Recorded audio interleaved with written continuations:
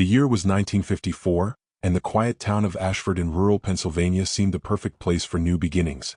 A place where people waved to each other from their porches, where the scent of burning wood drifted lazily through the crisp air, and where everyone seemed to know one another's business. For George and Margaret Holloway, Ashford promised stability, safety, and a fresh start after years of scraping by in the crowded city. They wanted their children to grow up somewhere wholesome, somewhere clean, somewhere untouched by the chaos of modern life. The Holloways were a family of four. George, 36, a factory foreman whose hands carried the permanent stain of oil and sweat. Margaret, 32, soft-spoken and practical, a mother who carried the quiet strength of someone who had already sacrificed more than she ever admitted. Their two children, Eleanor, 9, bookish and curious, and Thomas, 6, bright-eyed but prone to nightmares, made up the whole of their world. When the realtor led them up the long gravel drive to the property, the Holloways felt as though fate itself had guided them here. The house stood on a slight hill, its tall, weathered frame towering against the gray autumn sky. It was large, much larger than anything they could have afforded under normal circumstances, 3 stories tall, with peaked gables and windows that seemed to look back at them like watchful eyes. Its white paint had long since peeled into strips, revealing raw timber beneath, and the iron gate leaned as though exhausted from decades of guarding nothing. Margaret had paused at the sight. She clutched Eleanor's hand tighter, and for a moment she thought she saw a curtain shift in one of the upper windows, though the realtor had insisted the house had been vacant for over 30 years. "Just needs a little love," George said with the enthusiasm of a man who desperately wanted to believe in second chances. His words rang a little hollow, though, as the wind whistled through a cracked shutter like a sigh. Inside, the air was stale, thick with the scent of mildew and dust, but there was also something else beneath it, something metallic like old blood that had dried long ago but never quite disappeared. The children clung to their parents as they stepped across warped floorboards that groaned under their weight. Wallpaper hung in strips, mottled with damp stains, and in the far corner of the parlor, a single wooden rocking chair swayed as though stirred by an unseen hand. The realtor didn't seem to notice. He kept rattling on about the property's unique history. Built in 1891 by a wealthy coal baron, abandoned suddenly in the late 1920s when the family who lived there moved away. No one in town seemed to want it afterward, and it had remained empty ever since. But George wasn't listening. He was already imagining the repairs, the fresh paint, the new furniture. He saw not the cracks in the walls but the possibilities of them filled in. Margaret, however, couldn't shake the way the walls seemed to hum faintly, as though the house itself was holding its breath. By the time they signed the deed, the children had grown restless. Eleanor tugged on her mother's sleeve, whispering that she didn't like it there. "The house doesn't want us," she said in a voice so small that Margaret almost convinced herself she had misheard it. Their first night in the house was restless. The furniture hadn't arrived yet, so they spread blankets across the bare wooden floors of the master bedroom. The wind howled outside, rattling the loose panes in their frames. George snored lightly, exhausted, while Margaret lay awake staring at the ceiling, tracing the dark stains above her head that seemed to form shapes the longer she looked at them. At some point in the night, she woke to the sound of Thomas whimpering. She reached for him only to realize he wasn't beside her. Panicked, she rose quickly and found him standing barefoot in the hallway, his tiny hand pressed against the faded floral wallpaper. "Tommy?" she whispered. He turned slowly, his face pale in the moonlight. "She was singing to me," he said, his eyes glassy, unfocused. "A Lady in the Walls." Margaret swallowed hard and scooped him into her arms, carrying him back to the bedroom. She told herself it was just a nightmare, the sort of thing any child might imagine in a new and unsettling place. But the moment before she closed the door, she could have sworn she heard it too, soft and distant, like a lullaby sung through clenched teeth. The days that followed only deepened the unease. Eleanor refused to go upstairs alone. She said she didn't like the attic because the shadows moved there. Margaret noticed that every morning, no matter how carefully she locked the kitchen windows at night, they were opened by dawn, letting in the chill air. And George, ever practical, began to complain that his tools went missing only to be found in odd places. A hammer laid neatly on the dining table, a screwdriver balanced on the edge of the bathtub. Yet none of it was enough to dissuade him. The house, after all, was theirs. For the first time, they owned something substantial, something they could call their own. He refused to let superstition ruin that. But the townspeople of Ashford had their own opinions. At the general store, an old woman squinted at Margaret as she purchased flour and milk. "You moved into the silent house, didn't you?" she said. Margaret asked what she meant, but the woman only shook her head and muttered, Best not to stir up things that want to stay quiet. That evening, Margaret pressed George about it, but he waved her off. Small towns are full of ghost stories, he said. They just don't like seeing outsiders take over what they think is theirs. Still, when the night fell again and the house seemed to settle around them with creaks like footsteps pacing above, Margaret could not help but wonder if perhaps the old woman had been right. It was on the fourth night that Eleanor woke screaming. George and Margaret rushed to her side, finding her trembling, her sheets tangled around her. She pointed toward the darkened corner of the room, sobbing. "There was a man," she said between gasps. "He was standing there watching me. His eyes were wrong." George flipped on the lamp, revealing nothing but wallpaper peeling in jagged strips. He assured her it was only a dream, tucking her back in, but even he avoided glancing too long at that corner, where the shadows seemed thicker than they should have been. Later that night, when the house had finally gone silent again, Margaret lay awake with her daughter's words echoing in her head. She stared into the dark and realized something that made her blood run cold. She could still feel it, that heavy gaze, lingering in the room with them as though the man Eleanor had seen had never truly left. The Holloways tried to carry on as though nothing had happened. George, practical as ever, dismissed Eleanor's nightmares as the product of an overactive imagination. Margaret, though uneasy, tried to convince herself the same. After all, children were prone to fear. Houses creaked, shadows shifted, and the mind filled in the rest. But Ashford was a town where nothing stayed hidden for long. Word of the Holloways moving into the silent house had spread quickly, and whispers followed them wherever they went. At church, Margaret noticed how the congregation stole glances at her family, whispering behind cupped hands.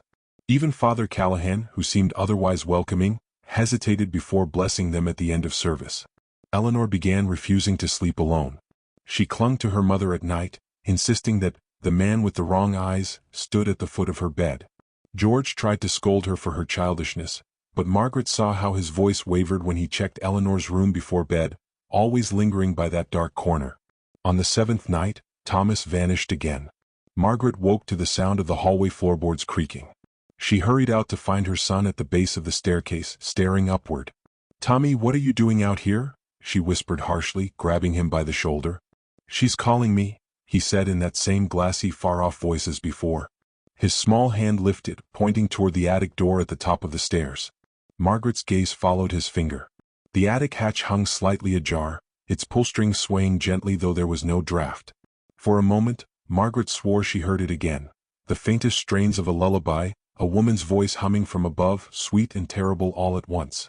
She dragged Thomas back to bed and slammed their door shut. That night she didn't sleep. She sat in the dark, staring at the doorway, listening to the house breathe. The next morning, Margaret decided to confront the past directly. While George worked on repairs outside, she walked into town and sought out the general store's old woman who had warned her. The woman's name was Agnes Whitaker, a widow who had lived in Ashford all her life. When Margaret asked about the house, Agnes's face hardened. "You're better off packing up and leaving," Agnes said flatly. "Please," Margaret pressed. "My children, something's happening to them. I need to know." Agnes hesitated, then leaned closer. It was the Wilcox family who lived there last. This was back in 28. Husband, wife, 3 children. One night, gone. Vanished without a trace. Doors locked from the inside, supper still on the table. The neighbors said they heard screams that night, but when the sheriff went, there wasn't a soul to be found. Just blood in the parlor. A lot of it. Margaret's stomach twisted. What happened after? No one stayed there long. A drifter tried once, but he was found hanging from the banister. A young couple bought it in 36, left after a week, said the house whispered to them. Then it sat. Everyone here knows better. Margaret thanked Agnes but left more shaken than relieved. That evening she told George everything.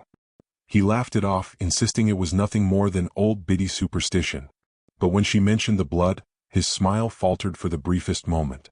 That night the house grew bolder. It began with scratching in the walls, soft at first like mice, but growing louder until it sounded like fingernails raking against plaster. Then came the voices. Margaret heard them clearly, low murmurs weaving in and out of each other, too many to count, yet all whispering her name.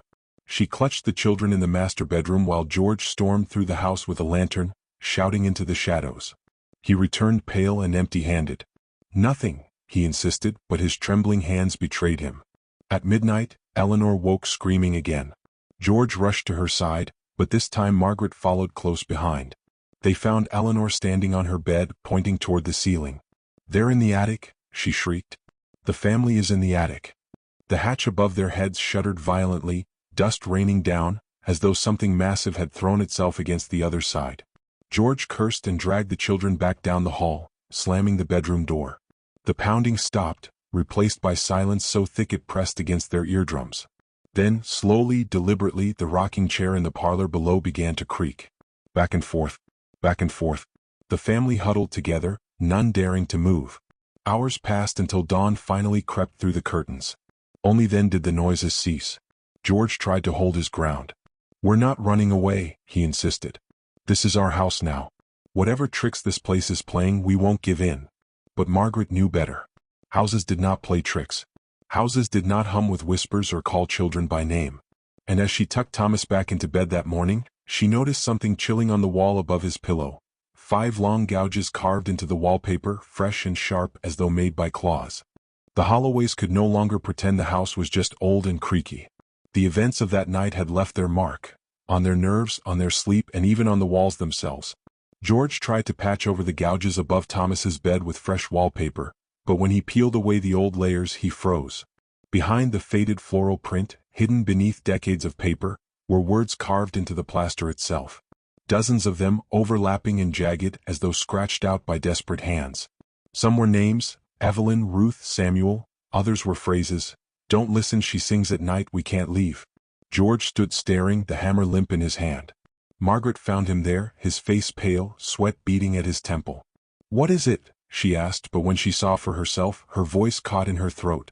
That evening, Margaret begged him again to consider leaving. But George's pride had taken root. "We can't just run every time something scares us," he snapped. "This house is ours, and no damn ghost is going to change that." Still, that night, he slept with the lantern burning by their bed. The children grew more restless with each passing day. Eleanor stopped eating properly, complaining that her stomach hurt because, "the house keeps watching me." Thomas, usually a cheerful boy, had grown quiet and withdrawn, drawing strange pictures in crayon. Figures with hollow faces standing in doorways, a tall man with black eyes at the end of the hall, and always the attic hatch looming above. Margaret began to dread the evenings most of all. In daylight, the house seemed merely tired, worn out from years of abandonment. But as the sun sank, shadows gathered like predators in every corner, and the air grew heavy, charged with something unseen. On the 10th night, Margaret woke to the sound of footsteps on the stairs. They were deliberate, heavy, too slow to be George's. Her breath caught in her chest as the footsteps paused outside the bedroom door. Then came a soft knock. She held her children close and glanced at George, but he only lay rigid, his hand gripping the lantern like a weapon. The knock came again, 3 times, steady, patient. When George finally yanked the door open, the hallway beyond was empty. But the attic hatch now hung wide open, the pull-string swaying lazily. The next day, Margaret sought out Agnes Whitaker again, desperate for answers. Agnes seemed reluctant at first, but when Margaret told her about the names in the walls, the old woman's expression darkened. "You've woken it up," Agnes whispered. "The silent house doesn't like intruders. It keeps what it claims." Margaret pressed her for details. At last, Agnes told her the story that the town no longer spoke aloud. Back in 1928, the Wilcox family had indeed vanished. But before that, neighbors had heard strange noises, screams, chanting, sometimes laughter in the dead of night. When the sheriff broke in, the family was gone, but the attic floor was soaked through with blood. They never found bodies. The townspeople believed the house itself was cursed, that it fed on the people who lived there. Some said the Wilcox father had dabbled in dark practices, using seances and rituals to speak to the dead. Others claimed it was older, tied to the land itself, long before the house was built. "The house is hungry," Agnes said grimly. "And once it has your children's names, it won't let go." Margaret returned home trembling, clutching her children tighter than ever. But George dismissed it all as superstition. That night, Eleanor woke again, but this time she wasn't screaming. Margaret found her standing calmly in the hall, staring up at the attic. "She says it's safe now," Eleanor whispered. "She wants us to come up." Her voice was not her own. It was too low, too steady, too certain for a 9-year-old girl. Margaret pulled her daughter back to bed, but the words echoed in her mind. Who was she? And what waited in that attic? Later, unable to sleep, Margaret crept down to the parlor. There in the dim moonlight the rocking chair swayed on its own. And for the first time she saw him, a tall, gaunt figure standing in the corner, his eyes black pits, watching her in silence. Her breath froze. She blinked and he was gone. But the chair kept rocking. The air inside the Holloway house grew heavier by the day, as if the very walls were pressing inward. Margaret could hardly eat, hardly sleep. Every creak in the floorboards made her heart jump. Every shadow seemed to stretch too far. Yet George refused to leave. His stubbornness had hardened into something darker. Obsession. On the 14th night, Thomas awoke with a fever. His skin was clammy, his eyes glazed, and he kept whispering, "The man in the attic is waiting." Margaret begged George to fetch a doctor, but he shook his head. "It's this house playing tricks. It's fear making him sick," George muttered. "We'll face it head on." That same evening he announced his decision. They would open the attic. Margaret felt ice in her veins. "George, please, you don't understand. Agnes told me what happened to the Wilcoxes." "I don't care about ghost stories," he barked. "This is our home. And if something's up there, I'll put an end to it." He fetched a lantern and his father's old revolver, its metal dulled with rust. Margaret tried to stop him, clutching his arm, but he shook her off with a look she'd never seen before, half fury, half fear. At dusk, the family gathered beneath the attic hatch. The children clung to Margaret's skirts, wide-eyed. The pull-string dangled like a noose. George gave it a sharp tug, and the hatch swung open, the wooden ladder unfolding with a groan that echoed through the house. The stench hit them first. It was thick and metallic like iron left to rot. The lantern's glow revealed only darkness above, an impenetrable void. George placed one foot on the ladder. Margaret grabbed his sleeve desperately. "Don't go up there." But his jaw was set. He climbed. The lantern's light bobbed as he ascended, casting monstrous shadows on the walls. Halfway up he froze. "Margaret," his voice was hoarse, strangled. "There are marks, scratches, everywhere." She strained to see. The attic floorboards were gouged with hundreds of claw marks, deep and frantic as if someone, or something, had tried to escape. Then George let out a sharp cry. The lantern slipped from his hand, smashing against the floor below. Darkness swallowed the hallway. The children screamed. "George!" Margaret called, her voice breaking. For a heartbeat, silence. Then a sound. Not George's voice, but something else. A whisper, low and sibilant, curling down from the attic like smoke. "Come closer." The ladder trembled. Footsteps shuffled above, heavy, uneven, dragging. Margaret snatched up her children and backed away, her eyes fixed on the gaping hole in the ceiling. The shadows above seemed to shift, coiling into shapes that shouldn't exist. Then, something dropped. Not George. A small bundle wrapped in yellowed cloth landed with a sickening thud at Margaret's feet. She bent down, trembling, and peeled it open. Inside were bones. Tiny bones. A child's. Eleanor screamed and buried her face in Margaret's skirt. From above came a sound that made Margaret's blood run cold. George's voice calling her name. But it was wrong, drawn out, mocking, stretched into a tone no human throat could produce. "Mayor Garrett." The ladder creaked as something began descending. Margaret didn't wait to see what it was. She yanked her children toward the front door, fumbling with the locks. Behind them, the ladder groaned louder and louder. The thing pretending to be her husband was coming down. At last the door gave way and they spilled into the cold night air. Margaret turned back just once. Through the open doorway she saw a shape emerging from the attic's darkness. It was tall, twisted, its face hidden in shadow, but its eyes glowed faintly like embers in the dark. She slammed the door shut and ran, clutching her children to her chest. But even as they fled down the lane, Margaret heard it, soft, steady footsteps following behind, echoing in the night. The Holloway family stumbled through the dark, their breaths ragged, Thomas feverish in Margaret's arms. Eleanor sobbed quietly, glancing over her shoulder as if afraid the shadow from the attic had followed them. The road twisted through the trees, the house shrinking behind them, but Margaret could still feel it, that burning stare pressing against her back. They reached the village just before dawn, their clothes torn, faces pale. Margaret banged on Agnes Whitmore's door until the old woman appeared, her nightgown askew. The moment she saw their condition, her expression hardened. "You opened it, didn't you?" Agnes whispered, her voice trembling. Margaret tried to answer but broke down, clutching Thomas tighter. Agnes ushered them inside, bolting the door. Once the children were laid by the fire, Margaret told her everything. The attic, the bones, George's disappearance. The words spilled from her like poison. Agnes listened in silence, her hands gripping her rosary so tightly her knuckles went white. When Margaret finished, Agnes muttered, "It's the Holloway curse. I begged you not to stay there." "What curse?" Margaret demanded, her voice raw. Agnes's eyes filled with tears. "The Holloway house was built on land no man should have claimed. A mass grave lies beneath it. Soldiers, deserters, even children executed during the wars. But that isn't all. The man who built that house, he wasn't right. People say he dabbled in things dark and unholy. They found strange symbols carved into the beams, bones buried in the walls. His own wife and child vanished one winter. No graves, no bodies. Only scratches, deep scratches in the attic." Margaret felt her blood run cold. "We found them. The bones." Agnes closed her eyes. "Then it's begun again." At dawn, Margaret went to the constable, her story stumbling out in broken sentences. She begged him to send men to the house. He frowned, skeptical, but agreed to investigate. By afternoon, a small group of armed men trudged up the lane toward the Holloway property. Margaret stayed behind, her hands shaking as she clutched her children. Hours passed. The sun dipped low, shadows stretching long.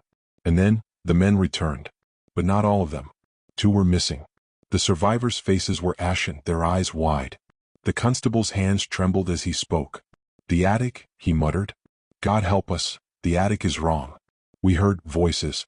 Not human. And something moved up there. Something large. We lost Harker and Wells. They screamed and..." He broke off, unable to continue. The other men refused to speak at all, their silence worse than words. That night, the village held an emergency gathering in the chapel. The air inside was thick with fear, whispers rising like a swarm of bees. Some demanded the house be burned to the ground, others insisted it be sealed forever. But a handful argued it should be left alone, that disturbing it further would only unleash more horror. As the arguments raged, Margaret sat in the pew with her children, her hands clenched. She could still hear George's voice echoing in her mind, stretched and twisted, "Margaret." And then she noticed something. Thomas, still feverish, was smiling faintly in his sleep. His lips moved, forming words that froze Margaret's blood. "Daddy says he's coming back." The chapel's candles flickered violently, though no draft stirred the air. The villagers fell silent as the great wooden doors groaned open, inch by inch, though no one stood there. Only the black night stared back at them, heavy and waiting. Agnes whispered a prayer under her breath. But Margaret knew deep down, prayers would not be enough. The thing in the attic wasn't confined to the house anymore. It was following them. The Holloway family never returned to the house on the hill. But the house, it did not need them to. After that night in the chapel, the village descended into a restless dread. Doors were barred, shutters nailed shut, yet whispers seeped through the cracks. Dogs barked at nothing until their throats went raw. Children woke screaming of a black man in the corner, describing him with words far too similar to those Margaret's children had once whispered. The constable vanished within a week. His boots were found at the edge of the woods but not his body. By the second week, Agnes Whitmore was discovered dead in her bed, her rosary snapped in half, her mouth frozen in a scream. The priest who buried her muttered he could not bless the grave. The soil refused it, spitting up the holy water like oil. Margaret tried to flee. She packed what little she could and carried Eleanor and Thomas out of the village. For 2 days they traveled, sleeping in barns, hoping to put distance between them and Holloway House. But no matter where she turned, she felt it, that pressure on her back, that weight in her chest. Eleanor began speaking to empty corners, smiling at the darkness. And Thomas? Thomas only worsened. His fever broke, but his eyes had changed. Too dark. Too knowing. One night, as Margaret tried to rest in a farmer's loft, she woke to find Thomas sitting cross-legged at the foot of her bed, whispering to something unseen. His little voice was soft, coaxing. "They're ready, Daddy," he murmured. "We're almost home." Margaret grabbed him, shaking him, screaming. But Thomas only laughed, a low, chilling laugh that belonged to no child. By morning, Eleanor was gone. They found her shoes by the roadside, pointed toward the woods. No trail, no footprints. Just gone. Margaret broke. Her hair turned white in patches. She dragged Thomas back to the village, desperate for help, her mind unraveling. The villagers barely let her inside the chapel before Thomas began to convulse, screaming with a voice that was not his own. It was George's. "You should have stayed, Margaret," it thundered. "You should have finished what I began. Now the house is in you. In them. In everyone who touched its bones." The candles exploded. The rafters shook. Windows cracked as if under immense pressure, though no storm howled outside. The congregation scattered in terror, yet the doors would not open. One by one the villagers were forced to their knees, choking on air thick with rot. Margaret held her son as he twisted in her arms, his body too strong, too heavy for a boy of his size. When his eyes met hers, they were George's eyes. "You brought me back," he said. "Now we will never leave." The next morning the chapel stood silent.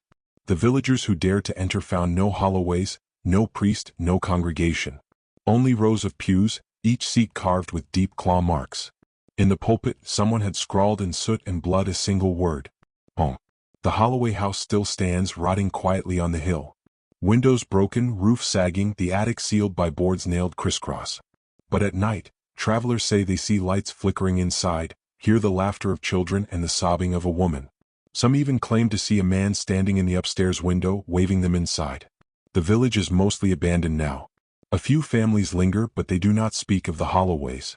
They do not go near the house. And they warn all who pass through with the same words: "Do not look at the attic. If it looks back, you're already his."